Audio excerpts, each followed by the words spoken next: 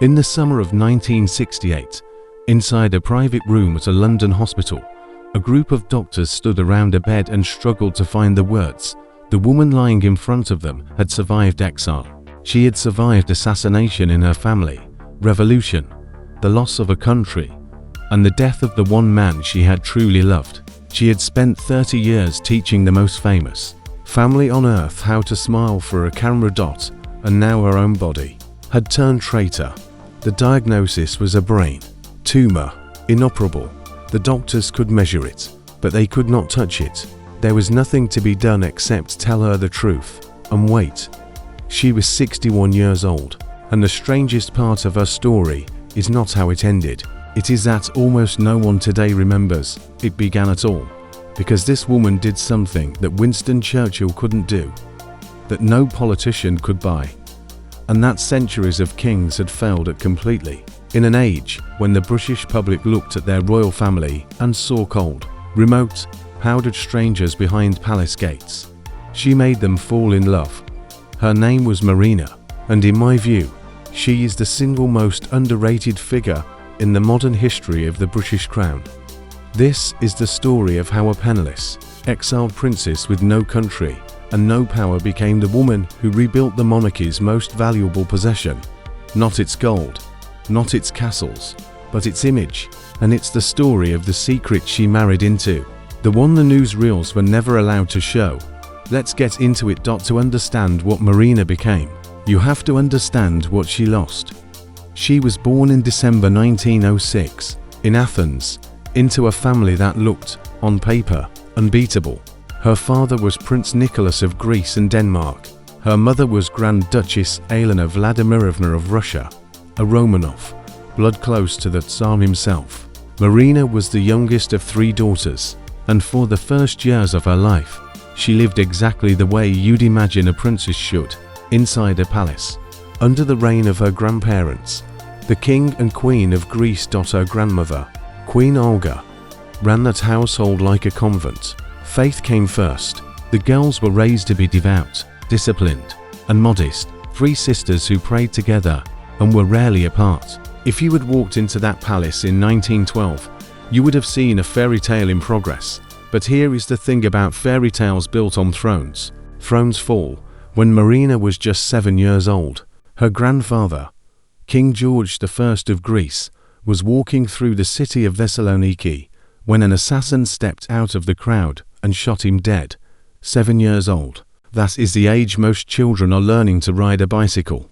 Marina learned, instead, that a crown does not protect you, that the people who cheer you in the morning can kill you by nightfall. I think that lesson never fully left her, and later, it may explain why she understood public affection better than any royal of her generation.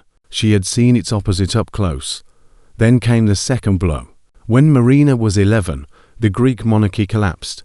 The royal family, her family, was forced out of the country entirely and sent into exile. Overnight, the palace was gone. The servants were gone. The homeland was gone. They landed in Paris, and for the rest of her childhood, Marina did not really have a home. She had addresses. She moved between relatives scattered across Europe, a princess by title, a refugee by reality, wealthy cousins here, an aunt's spare rooms there, belonging nowhere. And I want you to sit with that image, because the competition's version of this story skips right past it. A little girl who was told her whole life that she was royalty, while sleeping in other people's houses. That contradiction, grand title, empty pockets, no ground of her own, is the engine of everything Marina did next. She spent her entire adult life turning the appearance of belonging into an art form. She had to. She had learned as a child that appearances were sometimes all a royal had left. Then, in the early 1930s, everything changed. Marina traveled to London, and in London, she met a prince. His name was Prince George, and on paper, he was the catch of the decade. He was the 4th son of King George V. He was the brother of the future King Edward VIII. He had recently been made Duke of Kent. He was handsome, charming, cultured. He loved music, art, and design in a way most royal men of the era considered faintly embarrassing. Next to his stiff, Uniformed brothers, George sparkled. When George and Marina met, something real seemed to pass between them. By 1934, the British Crown announced their engagement. The press went into a frenzy. Here was a prince and a beautiful foreign princess, apparently falling in love in full public view. That was the story the palace wanted you to hear. Here is the story it did not. Because behind the polished announcement, Prince George was, by the standards of the royal family, a scandal waiting to detonate.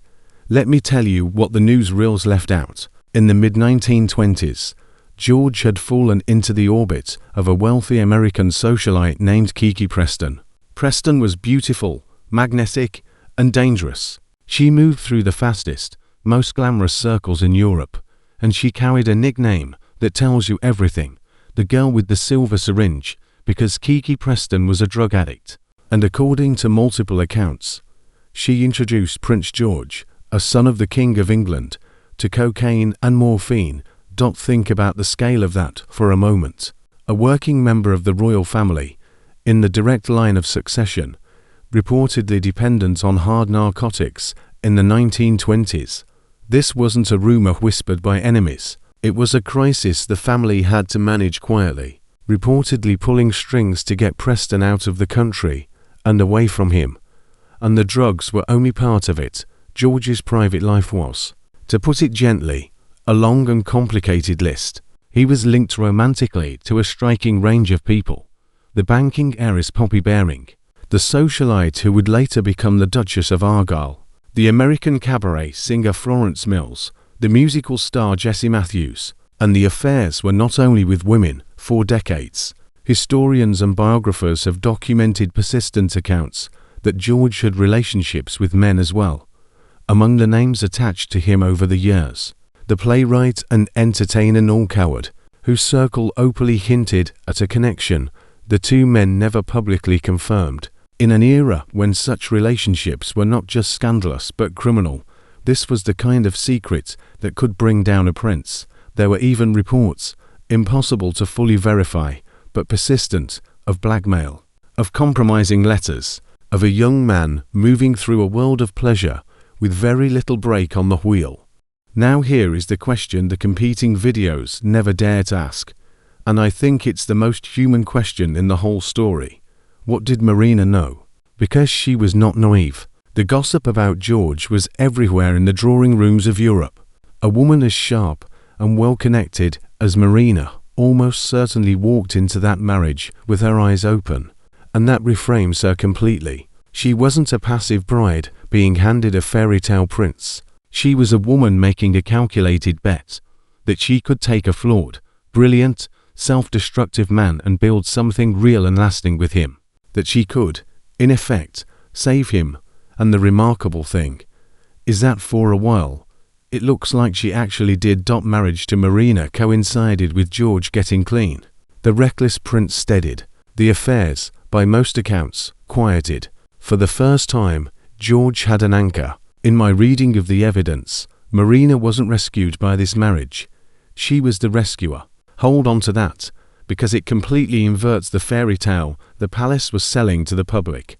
And that palace fairy tale, where we go next. Here's what you have to understand about the British monarchy in 1934. It had a public relations problem, and it knew it. For most ordinary Britons, the royal family was not lovable. It was distant, pompous, a collection of severe, medalled figures who appeared on coins and postage stamps and almost never as human beings. The old king, George V, was respected. But respect is not affection, and a monarchy that is only respected, never loved, is a monarchy living on borrowed time. The 1930s were a decade of revolutions and dictators. Thrones across Europe were falling. The British crown needed the people on its side, and it needed them emotionally. Into that need walked George and Marina, and someone in the palace was smart enough to see the opportunity. When the engagement went public, the newsreel companies, the newsreels were the television of their day, shown in cinemas 2 million every week, were desperate for access, and the couple gave it to them. They invited the cameras of British Movietone in, and did something no senior royals had done before. They spoke, on film, directly to the public, candidly, about their feelings, about their excitement. It sounds so small now, but in 1934 it was seismic. The royal family had always communicated downward, formally, at a distance. Suddenly here were two of them talking to the nation almost like movie stars. And that is exactly what they became. For centuries, royal marriages had been transactions, alliances, bloodlines and borders negotiated by men in rooms. Love had nothing to do with it. George and Marina were sold as something new, a modern romance, a love match, to beautiful people who had simply found each other. It was a story ordinary people could see themselves in, and they ate it up. And I want to be honest with you here, because this is where I part ways with the flattering version of events. Was it real? Partly. George and Marina genuinely did seem to like each other, but the romance the public consumed was also a product. It was staged, packaged, and released like a film.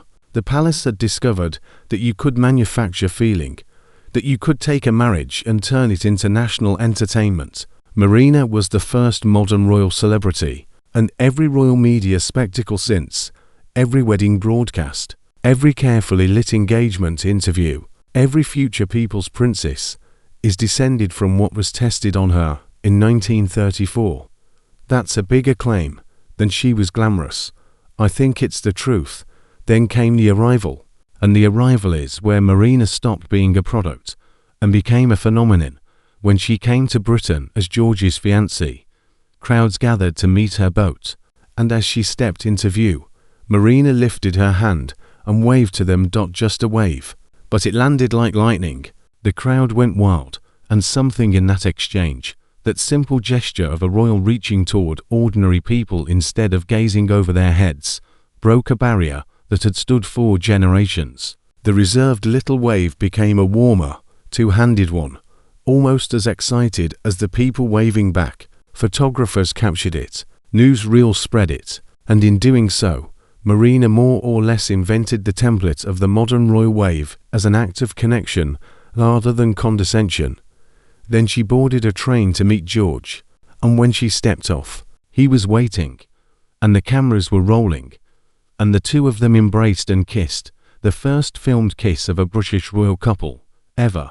Put yourself in a cinema seat in 1934 and try to feel it. You have never in your life seen royalty be tender. You've seen them wave from balconies, ride in carriages, stand for anthems. And now, on the big screen, larger than life, a prince kisses his princess. It was intimate. It was human. It was, frankly, a little thrilling. The monarchy had never let itself be seen like this before, and on the 29th of November, 1934, came the wedding itself, at Westminster Abbey, the first royal wedding held there in over a decade. But the location wasn't the revolution. The technology was. Microphones were installed throughout the Abbey. For the first time, a British royal wedding was broadcast live on radio, carried to millions of homes across Britain and across the Empire.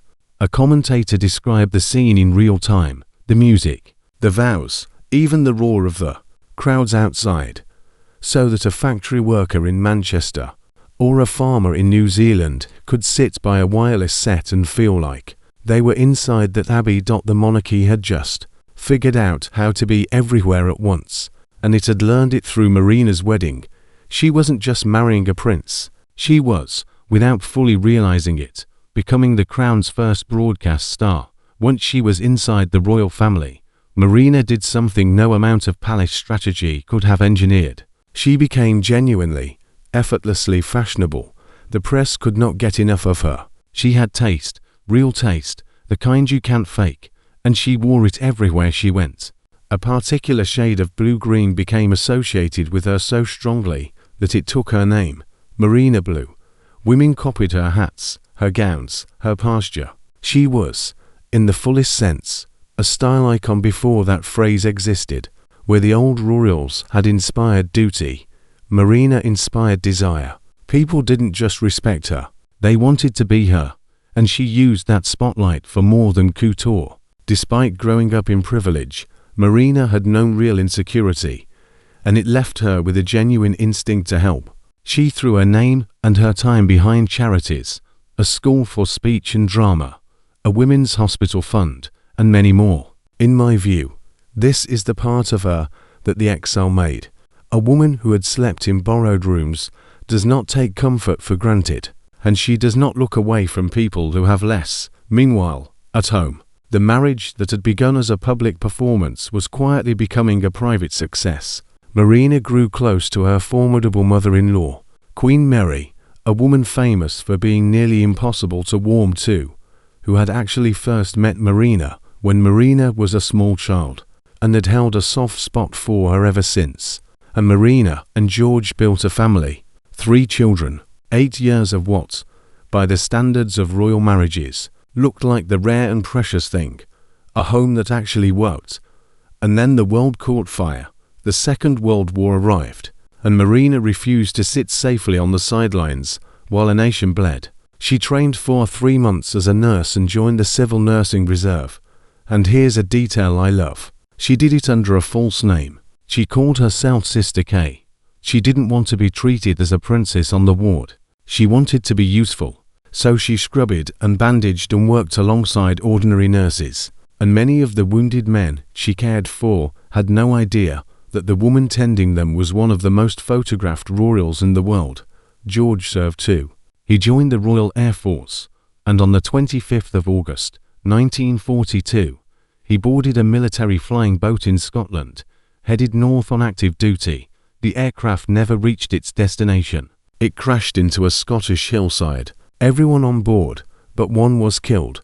Prince George, the brilliant, troubled, reformed prince, was dead at 30-9. Marina was 35 years old. She had 3 young children, the youngest just a few weeks old, and in a single afternoon, the man she had married, steadied, and built a life with was gone. The competing tellings of this story treat George's death as a sad chapter and move on. But I want to stop here, because what happened to Marina next is one of the most quietly shocking facts in modern royal history, and almost nobody talks about it. When George died, the money died with him. Here is how it worked. As a working royal, George received an annual payment from the state, a parliamentary grant of £25,000 a year, an enormous sum at the time. That money supported his household, his family, his entire way of life. And the instant he died, it stopped, completely. There was no royal pension for the widow. There was no safety net. Whatever George left behind was largely tied up in trust for the children. And Marina, Her Royal Highness, the Duchess of Kent, one of the most glamorous women in the world, was suddenly left with a disposable income reported to be less than £1,000 a year. From 25,000 to under 1,000. She had 2 households to run and 3 children to raise, and she did not have the money to do it. And then it got worse, because when George's estate was assessed, it was hit with death duties, the British inheritance tax. According to the royal biographer Hugo Vickers, Marina was the only war widow all of Britain whose estate was forced to pay death duties. Let that sink in. Thousands of women across the country, husbands in that war. Marina was the one whose grief came with a tax bill. So the glamorous Duchess of Kent, the woman who had taught Britain what royal style looked like, was forced into something genuinely humiliating for a person in her position. She held auctions. She sold off George's possessions. She sold some of her own. Piece by piece, she liquidated the life they had built together just to keep the lights on and the children fed.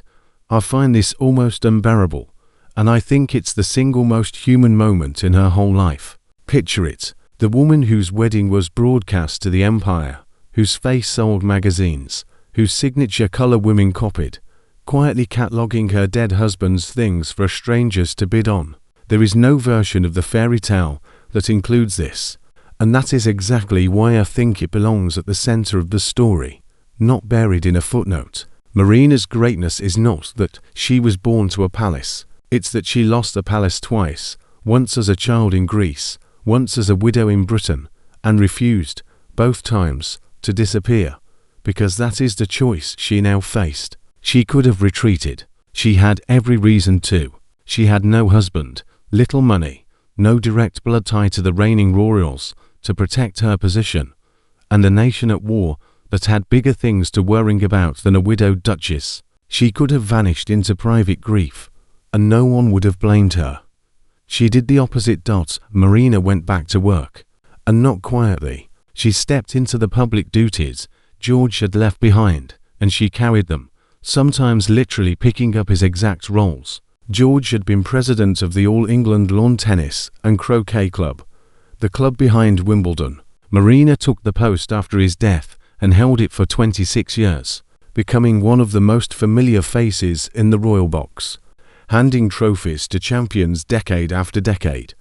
But the role that mattered more was quieter. She became president of the Royal National Lifeboat Institution, overseeing the volunteer lifeboat service that pulls drowning people out of the seas around Britain and Ireland. Think about the symbolism of that for a woman who had twice watched her own life go under. She spent her widowhood, in part, championing the people whose entire purpose was rescue.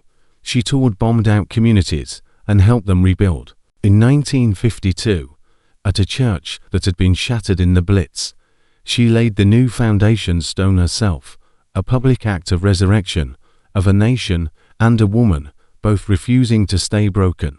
She traveled far beyond Britain, opening hospitals, visiting the ruins of former prison camps that had been turned into schools, representing the crown in places most royals never bothered to go. And through all of it, she leaned on one person more than any other. Queen Mary, her mother-in-law, the difficult, imperious old queen, became Marina's closest companion in grief. Mary had lost a son, Marina had lost a husband, and the two women, so different in temperament, held each other up for over a decade. Then, in 1953, Queen Mary died too, and Marina lost not just a friend, but the last person who had truly anchored her, and, for a time, the closest thing she had to a home. By now a new monarch sat on the throne. Queen Elizabeth II, George's niece, had become queen in 1952, and here you might expect Marina, an aging widow with no direct claim, to be gently pushed to the edges of the family. Instead, the crown did two things that tell you exactly how much she had earned. First, they finally gave her a home. Marina was granted a residence at Kensington Palace, after a lifetime of borrowed rooms. From that childhood of hopping between relatives across Europe to the financial chaos of her widowhood, she at last had a permanent place that was truly, securely hers. When you know how she grew up, you understand what that address really meant to her. It wasn't a perk, it was the end of a 50-year search, and second, there was the matter of her name. By the ordinary rules of royal custom, a widow in Marina's position would have been restored. She would have become the Dowager Duchess of Kent. Dowager. It's a technically correct word, but it carries a chill. It files a woman away as a relic, a survivor of someone more important, a title in the past tense. Queen Elizabeth would not allow it. By the Queen's own wish, Marina was permitted to keep her full style. Her Royal Highness Princess Marina, Duchess of Kent, not a dowager, not an afterthought, a princess in her own right, honoured for the royal blood she had been born with and the decades of service she had given. It was a small thing on paper, and an enormous thing in meaning, the reigning monarch of Britain publicly refusing to let this woman be diminished. And I think that gesture is the real measure of Marina's life. Titles in that family are not sentimental, they are precise instruments of status. For the Queen to override the custom and insist on Her Royal Highness Princess Marina was the establishment's way of saying, this woman is not a supporting character, she's one of us, fully, on her own merit. The penniless exile who had once sold her husband's belongings at auction had become someone the crown itself moved to protect. That is not a fairy tale handed to her, that is a status she built, brick by brick. Out of the wreckage. Marina kept working into the 1960s. She represented the Queen abroad, including at the independence celebrations in Ghana, standing in for the monarch as an empire wound down and a new world took shape. She remained, right to the end, what she had always been since that first wave on the docks, a bridge between the royal family and the people who watched it. And then, in 1968, her body began to fail. She admitted herself to hospital that summer. Within days, the doctors found it, the inoperable brain tumor. There was no surgery that could save her, no treatment that could turn it back. They could only tell her the truth. Her decline was fast. A little over a month later, on the 27th of August, 1968, just 2 days after the anniversary of the plane crash that had killed George 26 years earlier, Marina lay at Kensington Palace. Her 3 children gathered around her. At 40 minutes past 11 that morning, she slipped away. She was 60-1. There is one last detail, and it may be the most tender thing in her entire story. When George had died in 1942, he had been laid to rest in the royal vault at Windsor. But after Marina's death, the Crown made a decision. They moved George. They took him from the vault and reburied him at the Royal Burial Ground at Frogmore. And they laid Marina down right beside him. The prince and the princess, the scoundrel and the woman who steadied him, the staged romance that had somehow, against all the odds, become a real one, reunited in the ground, side by side, where they remain today. So let me tell you why I think you've probably never heard her name. Marina didn't leave behind a throne. She was never a queen. She has no famous quote, no crown of her own, no dramatic scandal that history loves to retell. She has been quietly overshadowed by the more famous royals who came before and after her. But look at what she actually did. She took a monarchy that the public found cold and remote, and she made it warm. She was the first royal to speak to the cameras like a human being. She gave Britain its first filmed royal kiss, its first radio broadcast royal wedding, its template for the royal wave as an act of love rather than distance. She invented, in large part, the emotional language that the modern monarchy still speaks today. Every televised wedding, every intimate engagement interview, every image of a royal reaching into a crowd, it traces back to a penniless, exiled girl who understood, because she'd lost everything twice, that a crown survives not on power, but on affection. The competing version of this story calls her glamorous and leaves it there. I think that sells her short by a mile. Marina wasn't just beautiful. She was the strategist the monarchy didn't know it had. She took the appearance of belonging, the only thing an exiled child ever really owns, and she turned it into the survival tool of an entire institution. And she did it all while burying a husband she'd rescued, selling his belongings to feed their children, and refusing, every single time life knocked her down, to stay down. That's not a footnote. That's one of the great untold stories of the British Crown. I'm curious what you think. Was Marina a willing architect of the monarchy's modern image, or a woman simply making the best of a role she never chose? Tell me in the comments. If this story moved you, do me a favor, hit like, subscribe, and I'll keep bringing the history that the bigger channels rush right past. Thanks for watching. I'll see you in the next one.